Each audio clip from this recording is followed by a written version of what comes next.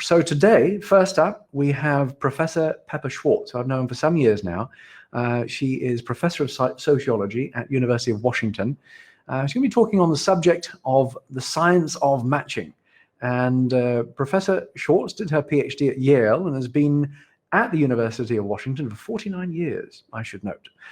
She's focused on the study of intimacy and sexuality and is a world-class authority on these subjects. And if you look on Amazon, there's no less than 21 books for you to choose from that she's authored or co-authored. Three of my favorites from that selection are Frommer's Places for Passion. She wrote also Dating After 50 for Dummies. She literally wrote the book for Dating After 50. And probably the classic from the dating industry, most relevant to the dating industry, is Finding Your Perfect Match, which is focused on compatibility. She's a TV personality and a relationship expert on the show Married at First Sight, which is on the A&E network. And she's the past president of the Society for the Scientific Study of Sexuality. She was the love and relationship ambassador for AARP for 11 years as well. So I know her from really 2005, just after we started Online Personals Watch. I remember we ran a story, and that was the first mention of Perfect Match. And she was actually the spokesperson and the brains behind the matching system on a service called Perfect Match, which was a very considerable hallmark dating site from many years ago. Well, I mean, as you can tell from that introduction, I'm no kid. I've been here a long time, and I'm really happy to talk to this group. Of course, when you talk about the science of dating, it's really like the science of everything, which is to say imperfect and always evolving, and always the kind of thing where we can do better and build, I think, on the science before us and question it as well as build on it. The two things I'm going to talk about in the relatively short time we have, so I'm more than happy to talk to anyone who'd like to talk further, and Mark is going to be a great conduit for that. So you can find me easily either on my website or my email, and he's got all the information because this is just a beginning. Anyhow, the two things I'm going to talk about are the algorithm I put together for Married at First Sight, which got sold several times and ultimately disappeared into some larger site. And also my experience with Married at First Sight. And the interesting thing about my experience at first sight, which I was talking about in the chat before, is we're meeting people who are fleeing dating and are so dispirited, I would say, in dating that they are willing to be married at first sight and go through the matching process that we give them. So I'll talk about that towards the end.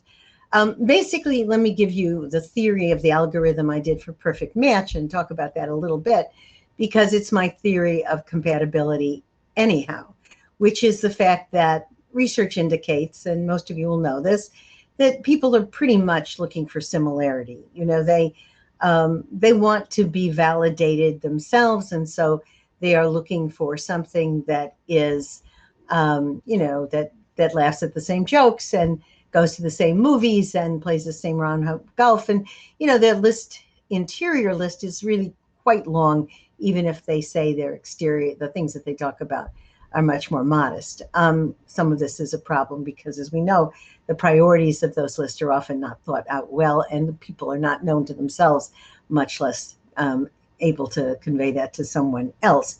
But my sense of it from the literature is that you want about 80% of similarity. You want to get somebody who you think is slightly better than you, but not too much, and certainly no worse in some sort of gross imagination. And that there's also something that in that slightly better or slightly different that makes somebody intriguing to you, as opposed to just, you know, total narcissism.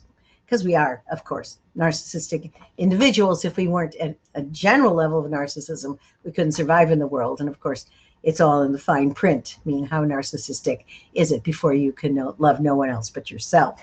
So looking at the thing I put together for compatibility is I did a kind of Meyers-Briggs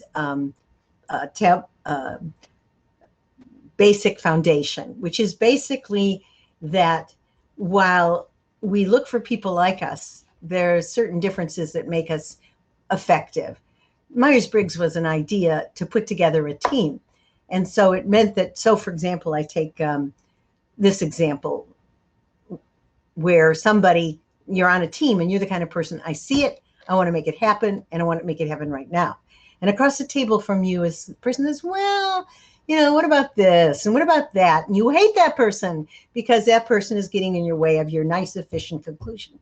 But in fact, you need that person because you need someone to slow down, see the problems in what you didn't want to see because you already are on the pathway of conclusion.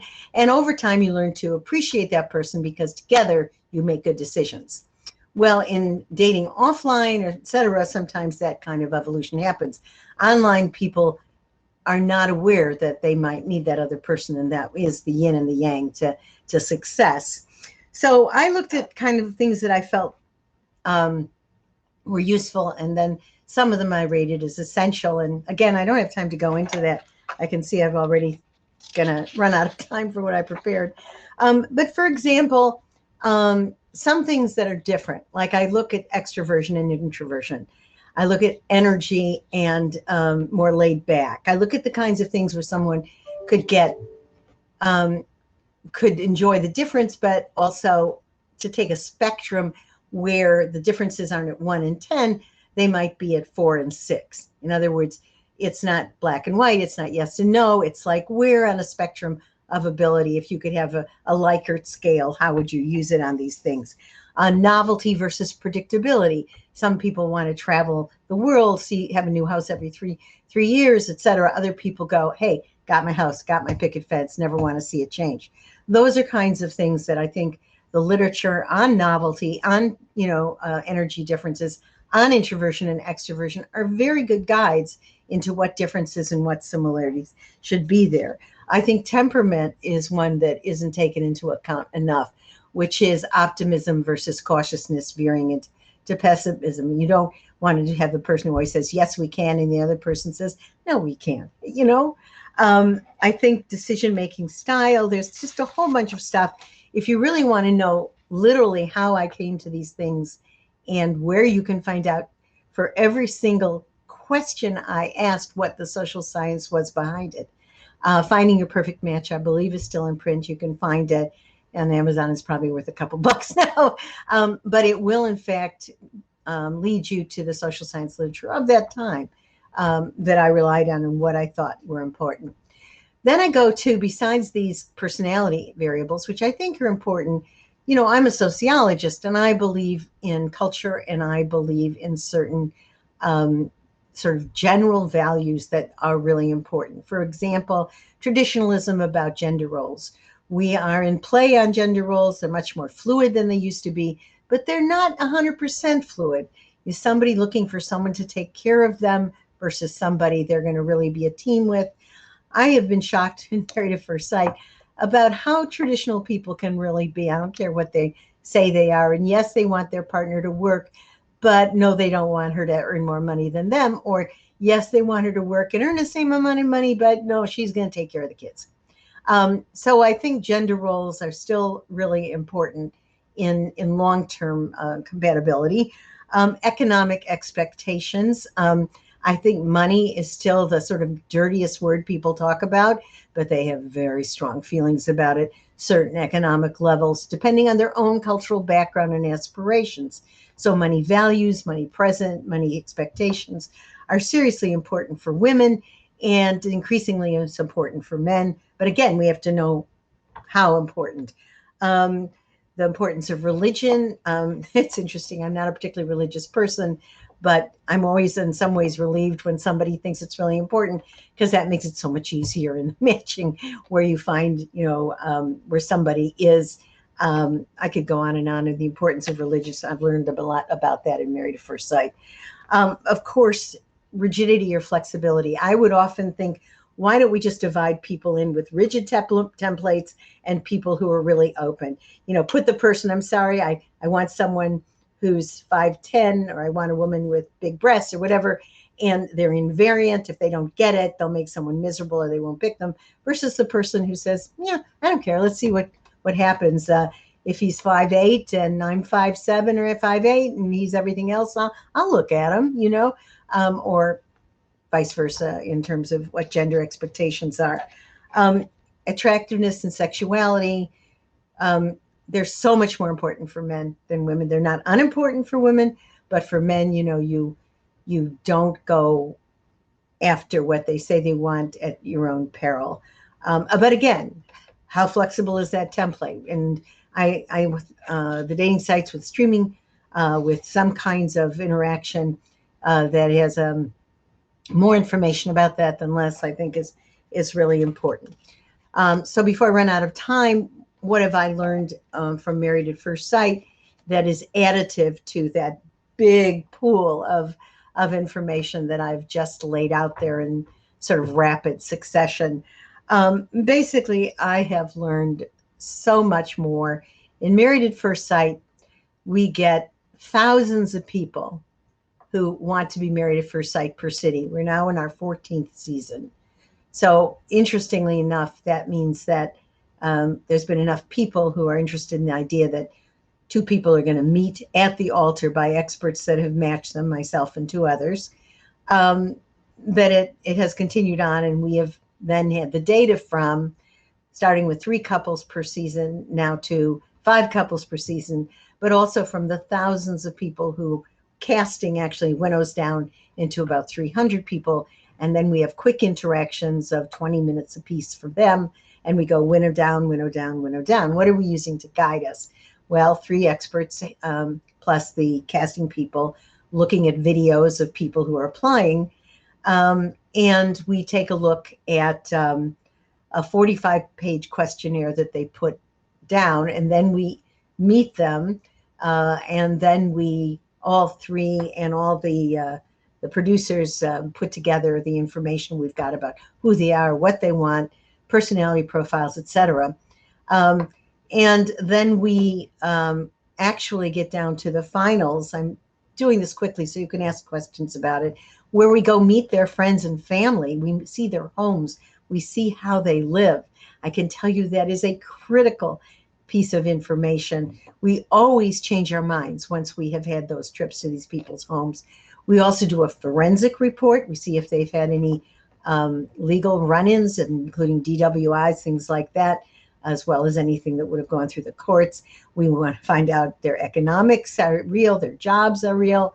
And we have 2 outside psychological reviews by an outside firm, so that we have no impact on just rethinking what we've already thought, and people get thrown out by then. So then we get down to the people where we again are talking about their side-by-side comparisons. We have a staff that takes everything they put in their questionnaires and that we've learned in the interviews and look at each possible person parallel. So we have a huge amount of information. Do all of those marriages work when they meet at the altar? Absolutely not. It is extremely hard to figure out compatibility. Why? Because people are giving you information and acting in certain ways, and they have deep underlying issues, experiences, and things that provoke their worst selves that don't come up yet on all that information.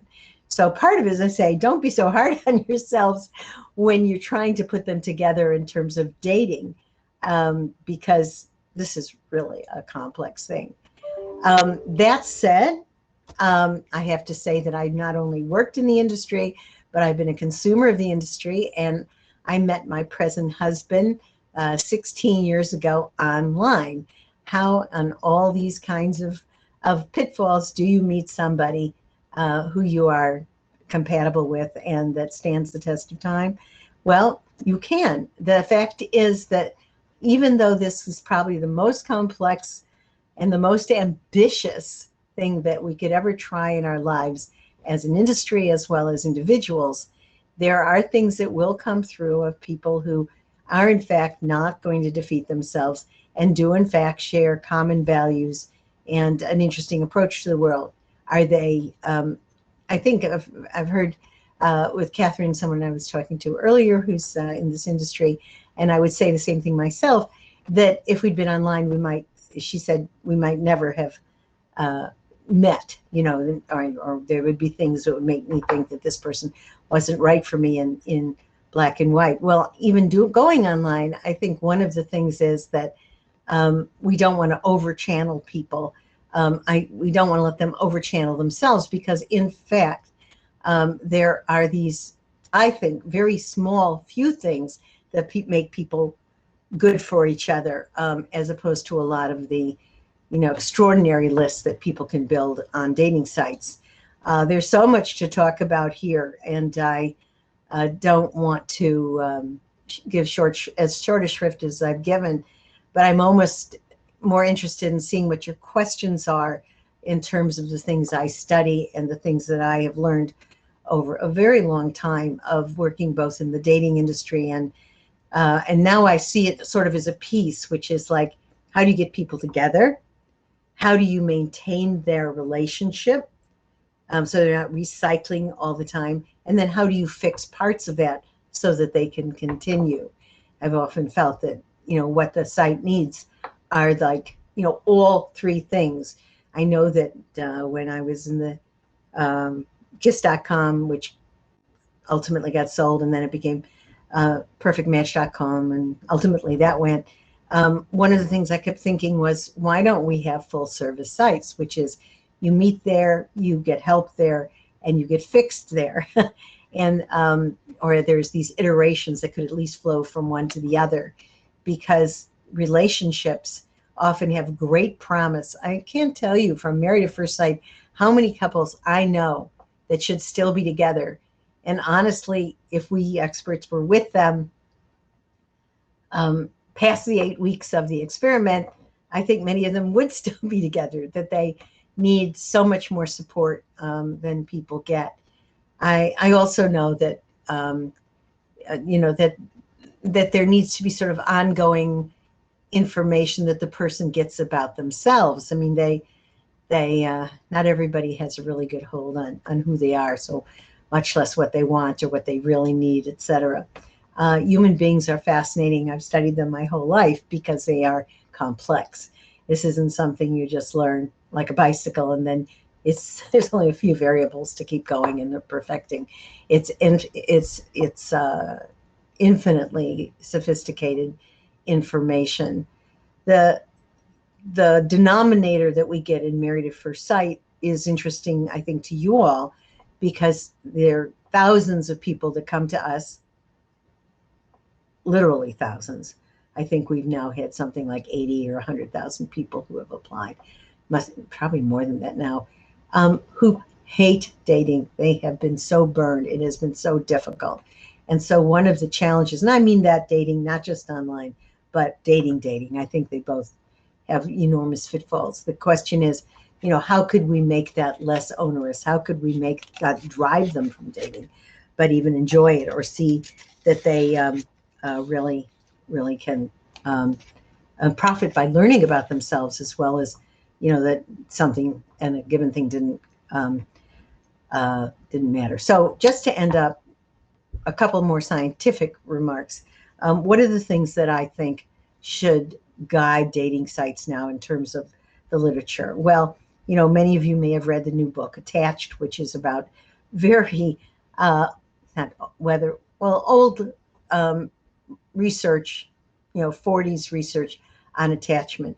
And I've begun to think that attachment theory should be in every intake of every dating site. Attachment theory is basically read the book. It's a nice rendition of it, but basically the idea is, is attachment painful or pleasurable to a given person based on, depending on how you read the literature, a biological predisposition or a learned predisposition to being in love and commitment. And there's some pretty good intakes that you could get, whether somebody was avoidant about attachment, secure in attachment, or anxious in attachment. And the people who aren't secure may in fact be able to be matched well enough, but you have to know who you're dealing with. You certainly don't want to be matching anxious or avoidant people together, then they're going to last about 6 minutes. You want to know if people can commit, and you want to know if they can trust. I also think you want to look at personality integration, which is what are the most important things that are driving individuals. And that's more complex than I'm going to go into now. But you certainly want to look at the personality theory of Maslow, of the kind of things that a person may have learned at any given point, which gets them to the point of whether they can either give back to the world or someone else or not. So in summation, if you're taking a look at a person who can get some information on anger regulation, mood regulation, anxiety measures, trust measures, those kinds of things that could give you firm information about who you're dealing with and might give feedback to the person, feels like really gotten something out of your system. And then you anchor that with the sociological facts of education and income, race, religiosity, family culture, gender role expectations. You put together something that takes in solid sociological and psychological measures that really matter, that you do a great service to people, and they can find people, and people do find people on sites.